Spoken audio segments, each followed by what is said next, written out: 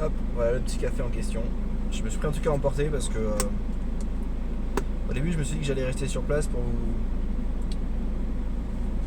vous filmer l'intérieur, mais c'est un petit café, vraiment un tout petit café, très sympa, mais voilà, si j'étais en train de parler comme ça fort en français et tout, je me serais fait remarquer, ça m'aurait énervé. Et voilà, ça m'a fait un peu de nostalgie parce que moi à l'époque j'avais essayé d'ouvrir un café aussi en centre-ville, ça n'avait pas marché. Et en voyant son petit café à la meuf là, bah, j'ai eu l'impression qu'elle était un peu dans le même cas que moi, tu vois. Bon, évidemment avec plus de thunes. À mon avis, c'est son mari qui lui a donné de la thune pour qu'elle ouvre le café. Mais voilà, c'est un petit café tout mignon, cosy, voilà, avec la patronne qui est très sympa. Il n'y a pas énormément de clients, mais c'est vraiment un petit café de quartier où on peut venir des fois prendre un petit cappuccino à emporter ou sur place. Alors si je viens tout seul, en général je reste sur place un petit peu le temps de décompresser, voilà, profiter de l'air. Mais là comme je suis avec vous, je suis décidé de prendre un truc à emporter et comme ça je peux le boire en voiture avec vous. Donc santé. Il est très bon. Il est très très bon. Par contre, j'ai oublié de prendre un truc pour mélanger, donc le sucre est au fond. Et je sais que normalement dans un cappuccino, il ne faut pas mettre de sucre, etc. Je m'en bats les couilles comme de l'an 40. Moi je mets du sucre parce que j'aime le sucre. Hop, la rallye devant, il y a aussi des. Là, c'est des trucs qui sont en construction par contre. Comment je peux prendre ça sans que. Voilà, c'est des trucs en construction. Vous voyez. C'est sympa, hein. Après, moi je préfère quand même quand. Faut que ça colle cette merde. Je préfère quand même quand il y a plus d'espace autour et qu'il y a plus d'intimité. J'aime l'intimité, moi.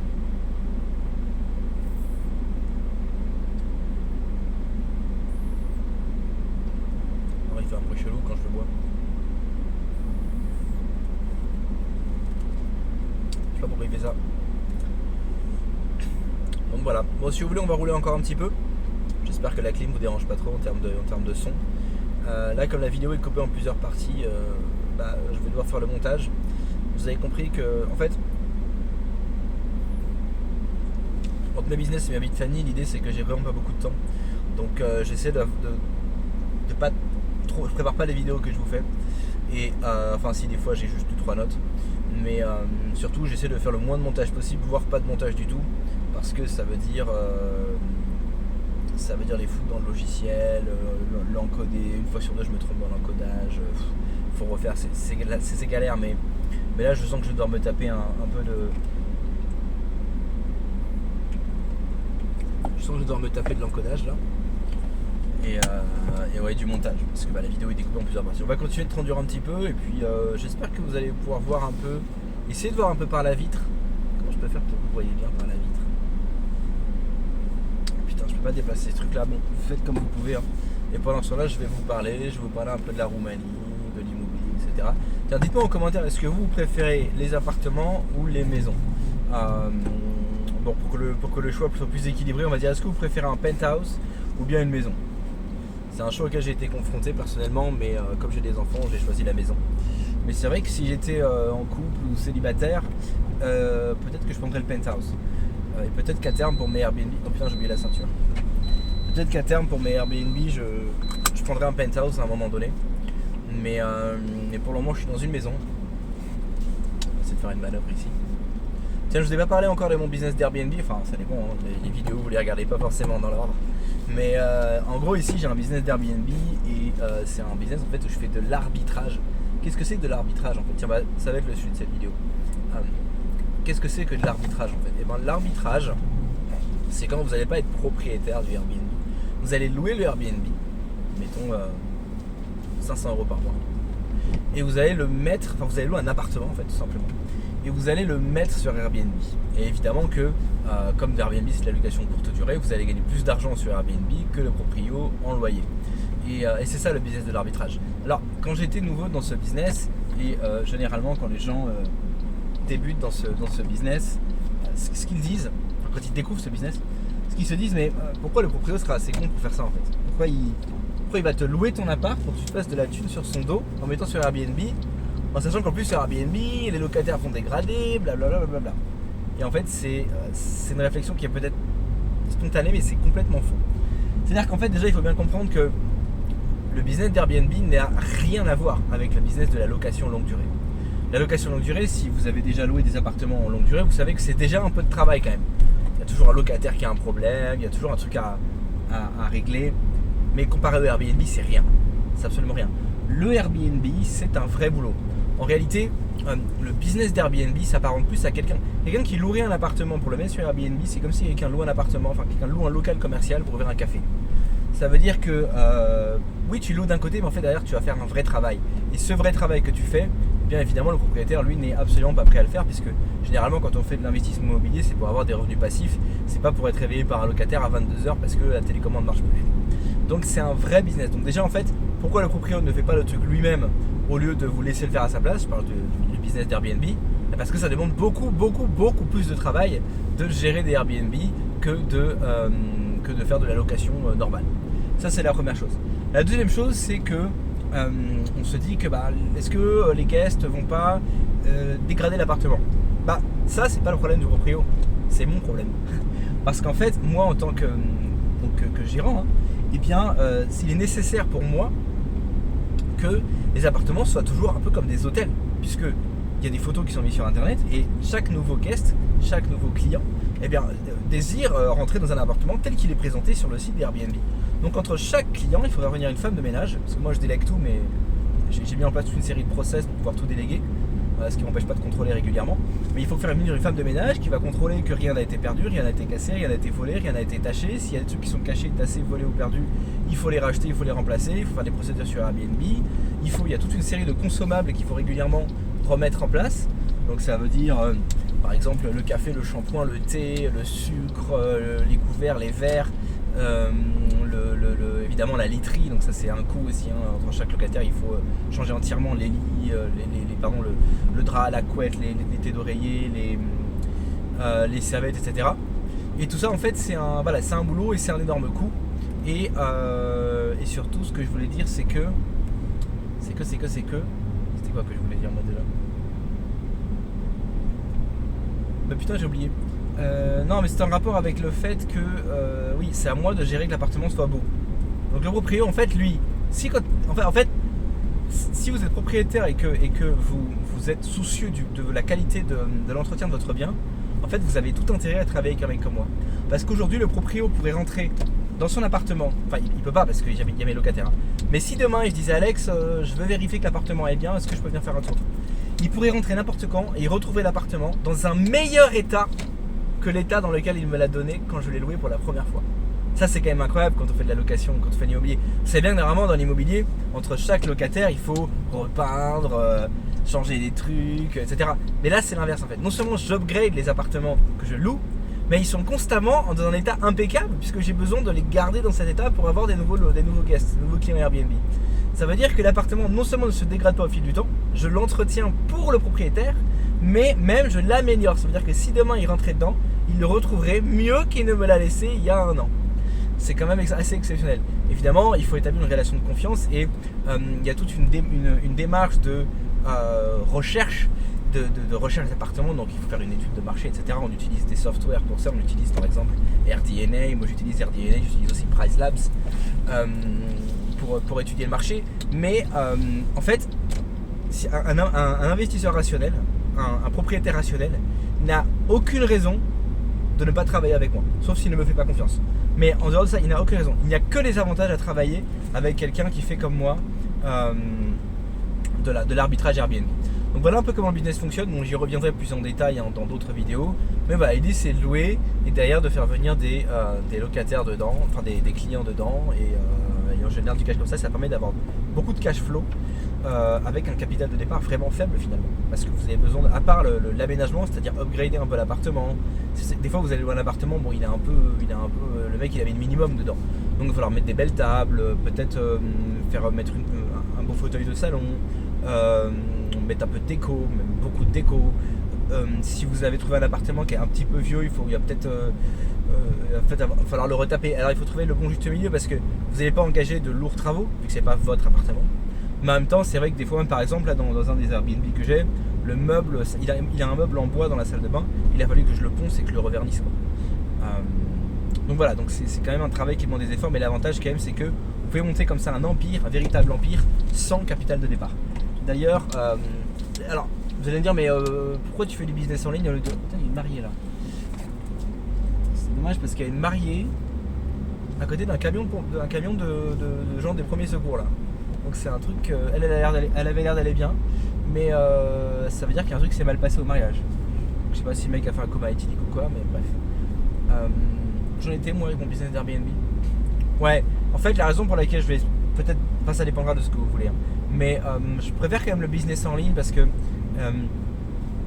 ce que je fais avec Airbnb, vous pouvez pas le reproduire partout. Par exemple, si vous êtes en région parisienne, vous ne pouvez pas faire ce que je fais, c'est impossible. Il y a trop de lois, il y a trop de législation, il y a trop de taxes. Vous allez pas pouvoir le faire. Donc c'est pas, on peut pas le faire partout.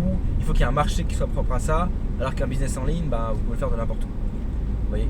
Mais Airbnb, il faut quand même qu'il y ait un marché. Alors après, on a des outils pareil pour étudier le marché. J'ai parlé d'AirDNA, j'ai parlé de Price Labs. Mais oui, c'est sûr que. Putain, je passe du coq à l'âne là, mais vous voyez, souvent ici, il y a des. On va descendre 5 minutes. J'espère que le bus va pas me saouler. Tu vois, là, c'est un petit quartier où vraiment là, par contre, ça va pas être cher. Tout à l'heure, on était sur des maisons qui étaient peut-être un petit peu chères, mais là, ça risque pas d'être cher. Et regardez un peu. Regardez un peu le quartier. Vous voyez, c'est très calme. Et il y a des endroits ici où les gens gagnent vraiment pas beaucoup d'argent, mais il n'y a pas une racaille, il n'y a pas un tag, il n'y a pas d'insécurité. Est-ce que là, vous voyez un dealer assis sur le banc en train de foutre la merde? Pourtant, c'est des vieux blocs. Regardez les vieux blocs. Regardez les vieux blocs, c'est là-dedans vous avez vraiment des loyers intéressants. Hein. Moi, j'habiterai pas là-dedans, mais parce que j'ai les moyens de pas habiter là-dedans. Mais à la limite, c'est calme, personne pour faire chier. Là, on est quel jour? On est samedi. C'est bizarre, il n'y a même pas de gosses. Habituellement, il y a des gosses dans les parcs comme ça, mais vous voyez, là où vous emmenez votre gosse ici, il n'y a aucun problème. Il n'y a aucun problème. Et voilà, donc arrêtez de me dire qu'en France, il y a. Pourquoi ça? Ah, elle est là la caméra. Arrêtez de me dire qu'en France, il y a. J'espère que vous avez bien vu. Hein. Parce que je remontre un peu. Arrêtez de me dire qu'en France il y a de la criminalité, il y a de la délinquance parce que il y a des ghettos, nanana. Ça c'est les vrais ghettos, tu vois ce que je veux dire. Il n'y a pas un tag, il n'y a pas un mec qui allait décider d'aller chier dans les herbes au contraire, il y a des petites mamies qui viennent arroser les plantes gratuitement là, viennent se foutre sur un banc, tu vois ce que je veux dire. Regarde, tu vois, c'est tranquille. Ça c'est des vieux blocs, hein. Je sais pas si vous voyez.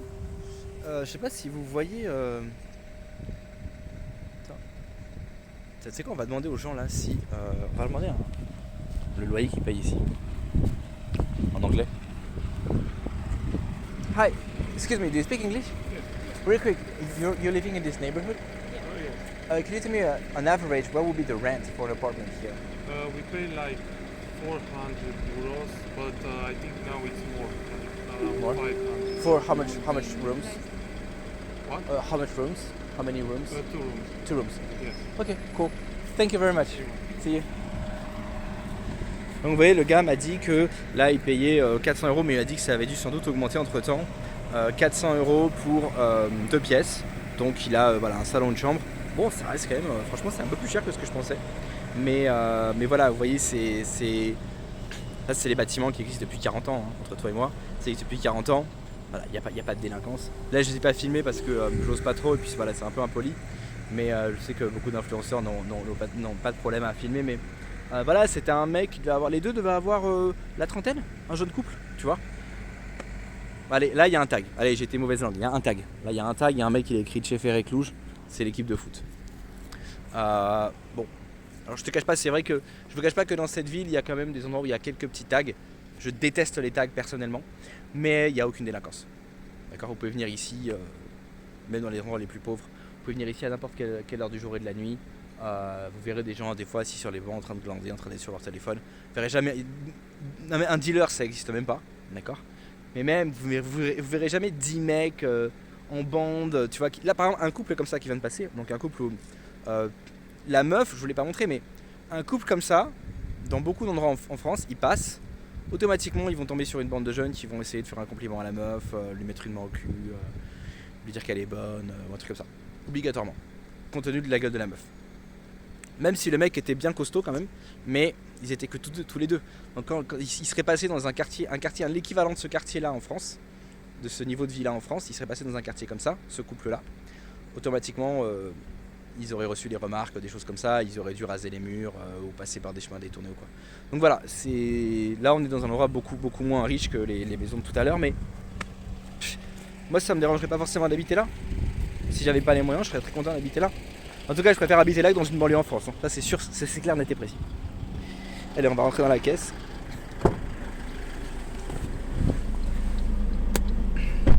Vous avez remarqué que je leur ai parlé en anglais.